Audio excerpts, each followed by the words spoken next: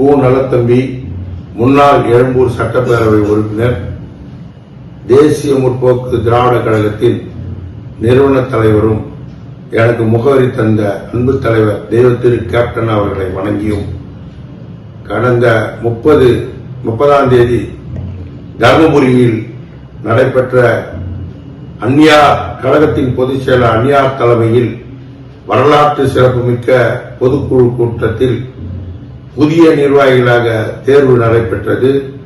அந்த புதிய நிர்வாகிகள் தேர்வில் பொறுப்பேற்ற அத்துணை நபர்களுக்கும் வாழ்த்துக்களை தெரிவித்துக் கொண்டு, அதே நேரத்தில் அன்று வரை கழக இளைஞரணி செயலாளராக பொறுப்பேற்ற என்னை விடுவித்து கழகத்தினுடைய நிறுவன தலைவர் தெய்வத்திரு கேப்டன் அவர்களுடைய மூத்த மகன் இளைய கேப்டன் தம்பி விஜய பிரபாகரன் அவர்களுக்கு கழகத்தின் இளைஞரணி செயலாளராக பொதுக்குழுவில் அத்தனை பேர் ஒப்புதலோடு முழுமனதாக இளைஞரணி செயலாளராக தேர்வு செய்யப்பட்டு, மேடையிலே நாங்கள் அனைவரும் ஆரவாரத்தோடு வீரவாள் கொடுத்தும் மாலைகள் போட்டும் மகுடம் சூட்டியும் அவரை தேர்வு செய்து வாழ்த்துக்களை தெரிவித்தோம்.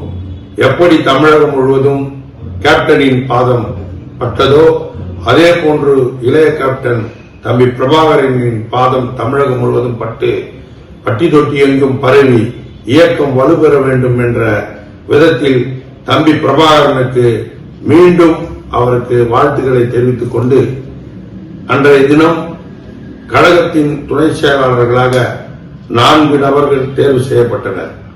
அதில் ஏதாவது ஒரு பொறுப்பு எனக்கு வழங்கப்படும் என்று மிகவும் ஆவலாக இருந்தேன். இருந்தாலும் பின்னர் கழக பொறுப்புகள் அறிவிக்கப்படும் என்று கழகத்தின் பொதுச் செயலாளர் மக்கள் தலைவர் அந்நியார் அவர்கள் கூறினார்கள்.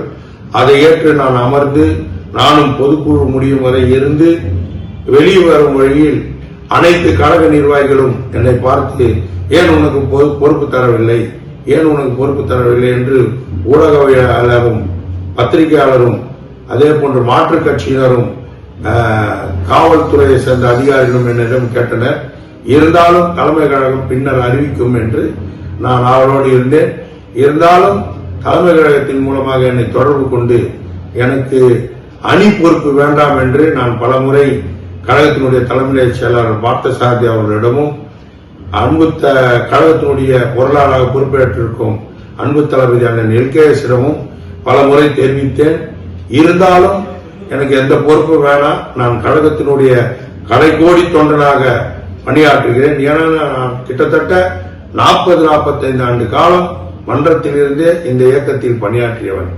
கழகமிட்ட பணிகளை சிறப்பாக என்னால் முடிந்தவரை செய்தவன் நான். அதற்கேற்ற வகையில் எனக்கு பொறுப்பு வழங்கவில்லை என்று மன உளைச்சலுக்கு ஆளானேன்.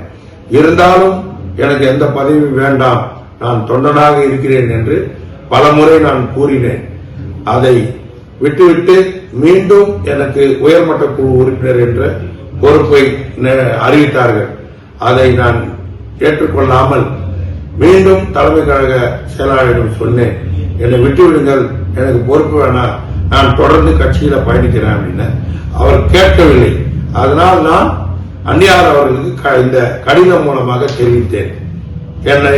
நான் இவ்வளவு காலம் பணியாற்றின, எனக்கு கழக பொறுப்பு கொடுங்க, நான் மீண்டும் கழகத்தில் பணியாற்றி மக்கள் பணி செய்வதற்கு எனக்கு ஒரு வாய்ப்பை தாருங்கள், கழகத்தை பலப்படுத்த எனக்கு ஒரு வாய்ப்பை தாருங்கன்னு அண்ணன் அன்பு தளபதி எல்கேஎஸிடமும் அந்நியாரிடமும் முறையிட்டேன். இதை இந்த கடிதம் மூலமாக தெரிவித்தேன். நேற்றைய தினம் இந்த கடிதம் கொடுக்கும்போது ஒரு சிறு கருத்தை நான் தெரிவித்தேன். உயர்மட்ட குழு பொறுப்பிலிருந்து என்னை விடுவிக்குமாறு கேட்டேன். நீங்கள் விடுவிக்காத பட்சத்தில் நான் ஒதுங்கிக் கொள்வேன் என்றுதான் சொன்னேன். பிளே ஸ்டோர் மற்றும் ஆப் ஸ்டோரில் இருந்து பாலிமர் செயலியை QR கோடு மூலம் பதிவிறக்கம் செய்யுங்கள். செய்திகளை உடனுக்குடன் பெறுங்கள்.